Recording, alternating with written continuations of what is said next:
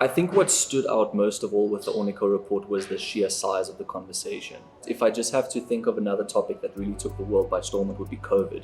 And looking at the numbers and the volume of that conversation that was produced, if we compare that to the AI conversation, it's just staggering to see how many people are talking about the phenomenon.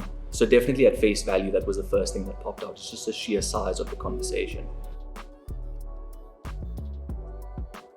We used a couple of different tech stacks to compile the Ornico report. We used audience to understand the audience that's talking about the specific topic, in this case being AI and social media. We used GWI to understand the perception and sentiment of individuals around the topic. And then we used Brandwatch to really dive into the sentiment of those conversations and also understand the topics within those conversations on a more granular level. Before I dive into why I think the Ornico report is so important or so valuable for the South African market in particular, maybe let me just highlight that I think everyone at Uno Technologies really prides himself in being market experts.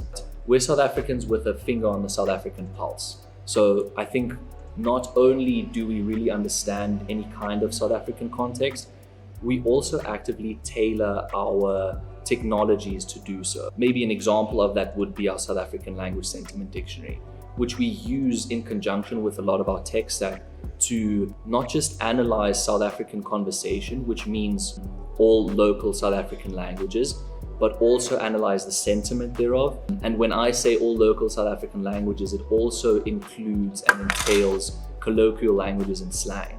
And I think this is such an important part of what we do because, as I said, we pride ourselves in having a finger on the pulse of the South African context. And how can you do that if you don't have access to all nooks and crannies of the actual context and of the actual conversation? Yeah, I think we're very proud of that.